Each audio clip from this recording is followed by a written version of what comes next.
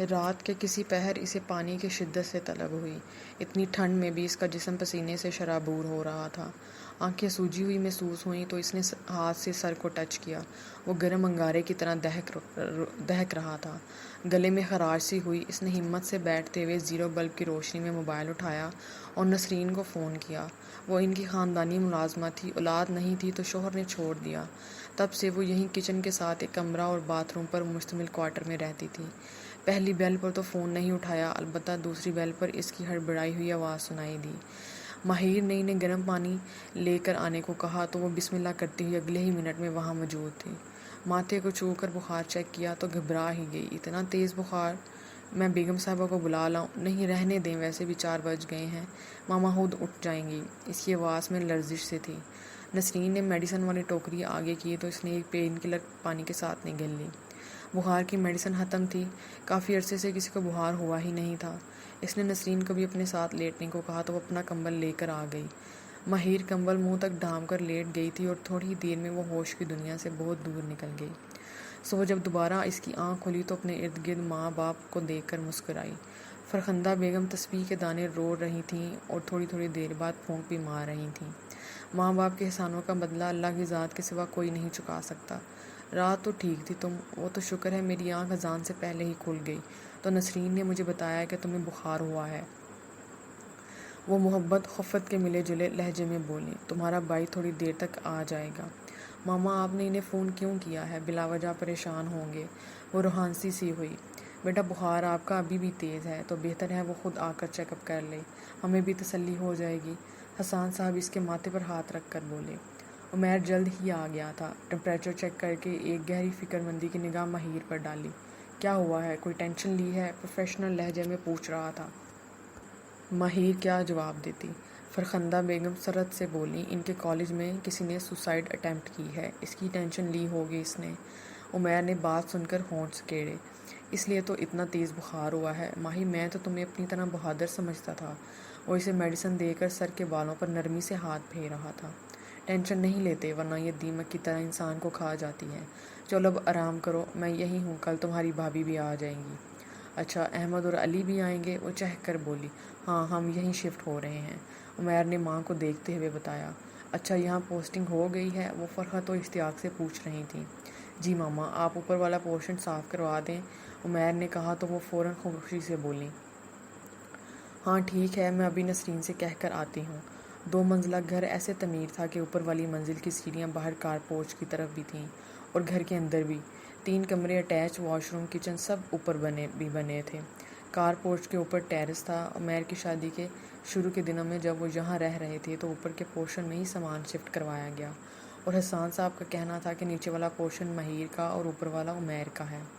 فرخندہ بیگم سن کر کہتی، ماہر کا اپنا گھر سسرال میں ہوگا؟ تو وہ فوراً سر نفی میں ہلاتے۔ بیٹیوں کے لیے میکے میں بھی جگہ بچا کر رکھنی چاہیے۔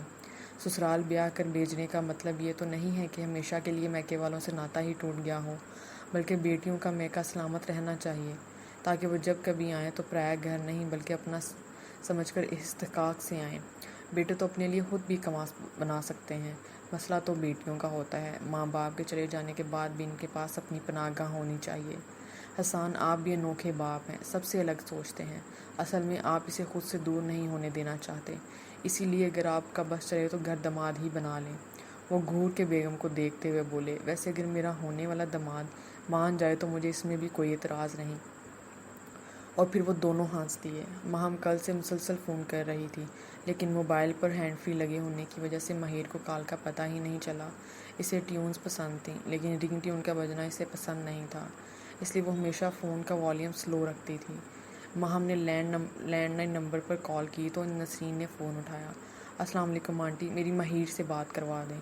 جی وہ تو سوئی ہوئی ہیں، اگر ضروری بات ہے تو بتا دیں، میں بتا دوں گی۔ نسرین بھی ماہم کو جانتی تھی، اس ٹائم وہ کیوں سوئی ہوئی ہے، اس کا موبائل بھی بند جا رہا ہے؟ ماہم نے تشویش سے پوچھا۔ جی کل جب وہ آپ کی طرف سے ہو کر آئیں تو رات کو انہیں تیز بخار ہو گیا تھا لیکن ابھی وہ پہلے سے بہتر ہیں۔ نسرین کو اس کی فکر مندی آواز محسوس ہوئی تو اس نے بھی تفصیلی جواب دیا۔ اوہو اچھا، مجھے پہلے پتہ ہوتا تو میں صبح ہی آ جاتی۔ ماہم نے نظر گھڑی پر ڈالی جو اس وقت 5 بجا رہی تھی۔ فوراً فون بند کر کے اٹھی، ڈریس چینج کیا اور سمیر کی منت کرنے لگی۔ کام نکلوانے کے لیے گدھے کو بھی باپ بنانا پڑتا ہے۔ بابا اشفاق سکندر تو ابھی کام سے نہیں آئے تھے، ان کا اپنا کپڑے کا بزنس تھا۔ سکندر صاحب چاہتے تھے کہ ان کے دونوں بیٹے یہی کاروبار سنبھالیں، لیکن ارتضیٰ پہلے آرمی میں جانا چاہتا تھا، پھر فیصلہ بدل لیا کہ اگر سب آرمی میں چلے جائیں گے تو پولیس کی نوکری کون کرے گا، جبکہ یہ دونوں ہی ملک کے لیے لازم و ملزوم ہیں۔ ماہم نے سکندر صاحب کے سامنے منہ لٹکاتے ہوئے کہا، دادا آپ سمیر سے کہیں مجھے میری دوست کے گھر چھوڑ کر آئے۔ سکندر صاحب نے ماہم کو دیکھتے ہوئے کہا، بیٹا دونوں گاڑیاں تو تمہارے باپ اور چچا لے گئے ہیں، پھر کیسے جاؤ گے؟ دادا ابو کیب زندہ باد، بس آپ اس سے کہیں چھوڑ کر آ جائے۔ پھر مہیر کی طبیعت کی خرابی کا بھی تو بتایا۔ وہ سرعت سے بولے، جاؤ سمیر، بہن کو چھوڑ کر آؤ، اور 7 پیسے بھی نکال کر دیے۔ ماہم یہ لو کچھ لے کر جانا اپنی دوست کے لیے۔ وہ خوش ہوتے ہوئے پیسے پکڑ کر بیگ کی جانب جیب میں ڈالنے لگی۔ سمیر نے نہ چاہتے ہوئے بھی گاڑی والے کو فون کیا۔ وہ ابھی تک کل والی بے عزتی نہیں بھولا تھا۔ دادا کے کہنے پر ساتھ گیا اور کیک بھی خود لے کر دیا۔ پھر ماہم کو مہیر کے گھر کے سامنے چھوڑا۔ جب وہ اندر چلی گئی تو وہ بھی اسی گاڑی سے واپس گھر چلا گیا۔ اس نے ایک ذمہ دار بھائی ہونے کا فرض نبھایا تھا۔ ماہم فرخندہ بیگم سے مل کر ان کی تقلید میں ہی ماہر کے کمرے میں آئی تو وہ ابھی بھی سوئی ہوئی تھی۔ سرحد سے اس کے قریب پہنچی، ماتھے پر ہاتھ رکھا تو وہ ابھی بھی گرم تھا۔ اس نے فرخندہ بیگم کو دیکھا۔ آنٹی، عمیر بھائی نے کیا کہا؟ بخار ابھی تک کیوں نہیں اترا ہے؟ وہ فکر مندی سے بولی، ہر ایک ہی تو اس کی دوست تھی، بلکہ بہن تھی، رازدار بھی۔ وہ اس کا زرد چہرہ دیکھ کر پریشان ہو رہی تھی۔ فرخندہ نے تفصیل سے بتایا۔ عمیر کہہ رہا تھا ٹینشن لی ہے، میری نازک جان بچی۔ وہ اسے پاس بیٹھنے کا کہہ کر خود کچن میں چلی گئیں، جہاں وہ خود اپنے ہاتھوں سے سوپ بنا رہی تھیں۔ ماہی کیا ہوا؟ تم تو مجھے ہمت کے لیکچر دے رہی تھی اور خود دیکھو کیسے بستر سے لگ گئی ہو۔ ماہم اس کے پاس ہی کمبل اوڑھ کر بیٹھ گئی اور دھیرے دھیرے اسے جگانے کی کوشش کر رہی تھی۔ آخر تھوڑی محنت کے بعد وہ کسی خواب کی کیفیت سے نکل ہی آئی۔ اپنے اوپر جھکے ماہم کے چہرے کو دیکھ کر ہونٹوں کو جنبش دے کر مسکرائی۔ شکر ہے تم نے آنکھیں تو کھولیں۔ یار قسم سے تم سوتے ہوئے بہت بری لگتی ہو، مصنوعی خفگی سے بولی۔ تم کب آئی؟ مہیر نے اپنا ہاتھ منہ پر پھیر کر خود کو بیدار کیا۔ ابھی تھوڑی دیر پہلے۔ فرخندہ نے سوپ کا پیالہ آگے کیا تو ماہم نے پکڑ لیا۔ آنٹی مجھے بھی ذرا اپنی دوست کی خدمت کرنے کا موقع دیں۔ تو وہ مسکرا کر اسے بھی لوازمات سرو کرنے لگی۔ تم دونوں کھاؤ پیو اور باتیں کرو، میں نماز پڑھ آؤں۔ جی ہاں آنٹی، اب بھی فکر رہیں، دیکھیے گا آپ کی بیٹی ابھی تھوڑی دیر تک ٹھیک ہو جائے گی۔ ماہم نے مہیر کو بیٹھنے میں مدد کرتے ہوئے کہا۔ واقعی وہ اس کے ساتھ ہلکی پھلکی باتیں کرتے ہوئے بہتر محسوس کر رہی تھی۔ بخار کا زور ٹوٹ رہا تھا۔ اس نے کمبل اتار کر پیچھے ہٹایا۔ ماہم آگے بڑھ کر اسے سہارا دے کر واش روم تک چھوڑ آئی۔ مہیر نے منہ ہاتھ دھویا تو آنکھیں صحیح سے کھلیں۔ باقی کا سارا وقت وہ دونوں باتیں کرتی رہیں۔ 8 بجے ڈنر کر کے ماہم نے فون پر ارتضیٰ کو کال کی۔ سلام دعا کے بعد اسے بتایا، چچا میں اپنی دوست کی طرف ہوں، مجھے فری ہو کر پک کر لیں۔ وہ اب ایڈریس سمجھا رہی تھی، یہ جانے بغیر کہ ارتضیٰ کو اس ایڈریس کا پتہ ہے، کیونکہ اس دن وہ زخمی حالت میں بھی پہلے مہیر کو اس کے گھر تک چھوڑ کر آیا تھا۔ ارتضیٰ نے ماہم کو 10 بجے میسج کیا، میں لینے آ رہا ہوں۔ وہ جو سوچ بیٹھا تھا کہ دوبارہ کبھی اس سے سامنا نہیں ہوگا، لیکن یہ ناممکن تھا، کیونکہ قسمت کو کچھ اور ہی منظور تھا۔ اچھا میں چلتی ہوں، دعاؤں میں یاد رکھنا۔ صحت کا اپنے تم بہت خیال رکھنا۔ ہمت کو میری صدا تم یاد رکھنا۔ وہ گنگناتی ہوئی سارے گانے کا ہی الٹ کر گئی تھی۔ مہیر نے باہیں پھیلا کر اسے گلے لگا کر شکریہ کہا تو وہ ہنس دی۔ ارتضیٰ نے دروازے کے سامنے گاڑی روکی اور ہارن بجایا۔ عمیر دروازہ کھول کر باہر گیا تو وہ ارتضیٰ سے سلام دعا کی، آ جائیں اندر، اتنی ٹھنڈ میں 1 کپ چائے پینے میں کوئی حرج نہیں ہے۔ وہ مسکراتے ہوئے آفر کر رہا تھا۔ ارتضیٰ چاہتے ہوئے بھی انکار نہیں کر سکا اور اندر آ ہی گیا۔ حسان صاحب سے بھی سلام دعا کر کے ان کے ساتھ ٹی وی لاؤنج میں ہی سنگل صوفے پر بیٹھ گیا۔ عمیر نے نسرین سے چائے کا کہا اور مہیر کے کمرے کا دروازہ بجایا، آ جائیں۔ مہیر نے دروازے کی جانب دیکھ کر کہا تو عمیر نے ناپ گھما کر تھوڑا سا دروازہ کھولا۔ ماہم آپ کے چچا آئے ہیں۔ وہ دوستی ہی کیسی جس میں پورا خاندان آپ کی دوست کو نہ جانتا ہو۔ جی بھائی میں بس آ رہی ہوں، ماہم نے کہا تو وہ چلے گئے۔ چلو پھر ایک دفعہ اور ملو، اور ناٹک کرتے ہوئے بولی، بلکہ اٹھو یار، باہر تک چھوڑ کر آؤ، ٹانگیں تو سلامت ہیں نا۔ ماہم رحم کرو بیمار بندوں پر، حکم نہیں چلاتے۔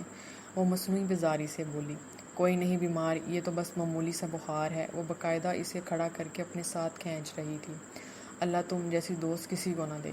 مہیر جانتی تھی وہ اسے زبردستی گھسیٹ کر لے جائے گی، اس لیے یہ سوچ کر اٹھ گئی کہ حال کے دروازے تک چھوڑ کر آ جائے گی۔ میرے جیسی دوست کسی اور کو مل ہی نہیں سکتی، کیونکہ میں صرف ایک ہی پیس ہوں۔ وہ دونوں مسکراتی ہوئی باہر آ گئیں۔ ماہر کی آنکھیں ارتضیٰ سکندر کو سامنے صوفے پر براجمان دیکھ کر ٹھٹکی تھیں اور قدم آگے بڑھانے سے انکاری ہو گئیں۔ وہ جو اس کے سائے سے بھی بچنا چاہتا تھا، اپنے اوپر اس کی نگاہیں محسوس کر گیا تھا۔ بہت کوشش کے باوجود ماہم کو دیکھتے ہوئے اسے بھی ایک نظر دیکھ بیٹھا۔ سادہ سے حلیے میں اپنے اوپر شال اوڑھے وہ ماہم سے بات کر رہی تھی۔ ارتضیٰ کو وہ کل کی نسبت کمزور سی لگی، جیسے شاید وہ کانپ رہی ہو۔ وہ نگاہوں کا زاویہ بدلتے ہوئے اٹھ کھڑا ہوا۔ ماہم چلیں؟ آہستہ سی آواز میں پوچھا اور احسان صاحب سے مصافحہ کیا، پھر بنا ادھر ادھر دیکھے باہر نکل گیا۔ عمیر بھی باہر تک چھوڑ کر آیا۔ ماہر بھی اپنی شرارتی سوچوں کو ڈپٹتے ہوئے کمرے میں چلی گئی۔ آج کے لیے اتنا ہی، آئندہ کے لیے ہمارے ساتھ رہیے گا۔ امید ہے کہ آپ کو یہ ناول پسند آ رہا ہوگا۔ اپنی رائے کا اظہار ضرور کیجیے گا۔ اللہ حافظ۔